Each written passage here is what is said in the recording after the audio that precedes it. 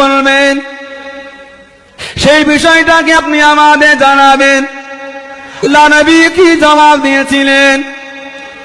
ও বাবা সাহাবারা, আল্লাহ পাক আমি রাসূলুল্লাহ আমাকে জানিয়ে দিলেন, ইন্না রাব্বি ওয়া'আদানি মিন উম্মতি ৭০,০০০ লা ইউহাসিবুন। ও আমার সাহাবারা, আল্লাহ পাক আমি নবী আমাকে বলে দিয়েছে, আমি রাসূলুল্লাহ আল্লাহ আমাকে জানিয়ে দিয়েছেন আমার উম্মতের মধ্যে আল্লাহ পাক ৭০,০০০ উম্মতকে বিনা হিসাবে নাজাত দিয়ে দেবে। বলুন আলহামদুলিল্লাহ। কত হাজার? যে ইন্না রাব্বি ওয়া'আদনি মিন উম্মতি ৭০,০০০ লা ইউহাসিবুন, যাদের কোনো হিসাব হবে না, বিনা হিসাবে ৭০,০০০ কে আল্লাহ নাজাত দেবে। জোরে বলে আল্লাহ। রাসূল বলেন, আমি রাসূলুল্লাহ আল্লাহকে বললাম, আল্লাহ আমার উম্মত তো অনেক, ৭০,০০০ হবে না, আল্লাহ একটু বেরিয়ে দেবেন। বলুন না সুবহানাল্লাহ।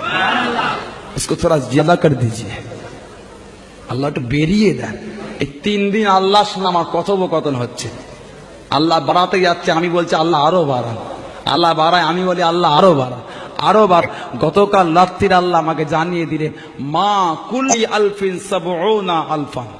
জোরে বলুন, মা কুল্লি আলফিন, প্রত্যেক ১,০০০-এর সঙ্গে ৭০,০০০ আরো ৭০,০০০ করে আমি আল্লাহ বিনা হিসাবেই নাজাত দেবো। জোরে বলেন না, জোরে বলেন না। প্রথমে হলো ৭০,০০০, আর ওই ১,০০০-এর সঙ্গে আল্লাহ রাসূল বলেন, আল্লাহ বলেন আরো ৭০,০০০, ১,০০০-এ আরো ৭০,০০০, ১,০০০-এ আরো ৭০,০০০, বিনা হিসাবে আল্লাহ নাজাত দেবে। জোরে বলবেন না, জোরে বলবেন না।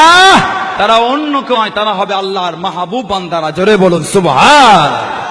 মানবেন তো মানার মতন মানেন, আল্লাহ ওলিদের মানবেন মানার মতন মানেন, ধরবেন ধরার মতন ধরেন।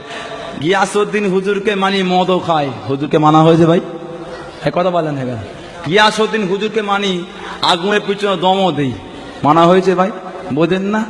দম টানলে আগুন জোরে হয়, ছাড়লে আসতে হয় গো, আর সামনে তো ধোঁতো পাড়া ওঠে, মানা হয়েছে? দাদা হুজুরকে মানি আর তাসও খেলি, মানা হয়েছে ভাই? দাদা হুজুর মানি, সুদও খেলি, তার মানা হয়েছে ভাই? দাদা হুজুর মানি, জুয়া খেলি, মানা হয়েছে ভাই? দাদা হুজুর মানি, পনলি, মানা হয়েছে ভাই? এ মানাকে মানা বলে না, এটা ধোঁকা দিয়া বলে, একে ধোঁকা দিয়া বলে। মানবেন তো মানার মতন মানেন। হাদিস বলছে, কোরআন বলছে, মানতে যদি মানার মতন পারো, কিয়ামতে আল্লাহর ওলিরা তোমাদের সাথী হয়ে থাকবে। জোরে বলুন সুবহান। বুখারীর হাদিস, ইবনে মাজার হাদিস, সিয়াবিত্তার হাদিস, সহিহ ইবনে হিব্বানের হাদিস, মুসনাদ ইমাম আহমদ বিন হাম্বলের হাদিস। আল্লাহ রাসূল বললেন, কিয়ামতের ময়দানে জাহান্নামীরা জাহান্নামে যাবে, জান্নাতীরা জান্নাতে যাবে। আল্লাহর আরশের নিচে কিছু আল্লাহর বান্দা দাঁড়িয়ে থাকবে, যাদের মুখ থেকে নূর চমকাবে। জোরে বলবেন না। আল্লাহ হুকুম করবেন, কি হলো? যাও।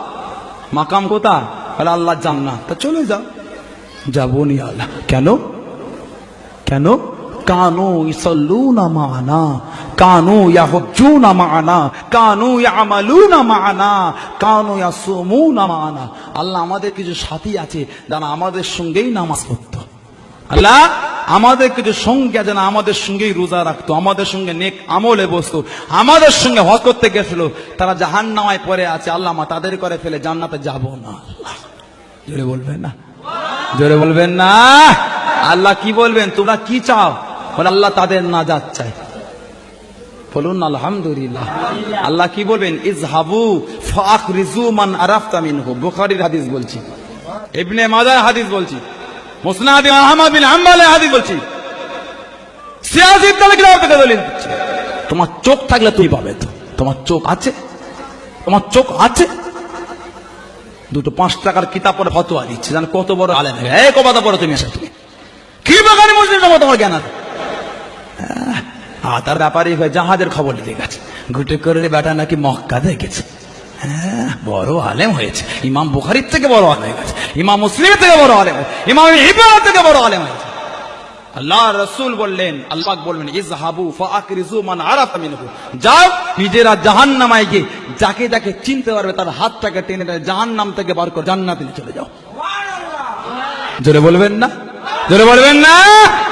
এখানে একটা প্রশ্ন এসে যায় ভাই, আল্লাহ কেন ওলিদের পাঠালেন? ফেরেশতাদের পাঠাতে পারতেন তো, ঠিক আছে দাঁড়া, তোমাদের পাগল জাহান্নামে বার করে দিচ্ছি। পাঠাতে পারতেন না? পারতেন না। ওলিদের পাঠাচ্ছে কেন? তাকে ওলিদের পাতা চলুক, তাকে ওই মানুষগুলোর পাতা চলুক। কেন জাহান্নাম বদলে জান্নাত হচ্ছে? দুনিয়ায় হাক্কানি ওলিদের ভালোবাসা ছিল, সেই মোহাব্বত আজকে জাহান্নাম বদলে জান্নাত করে দিয়েছে।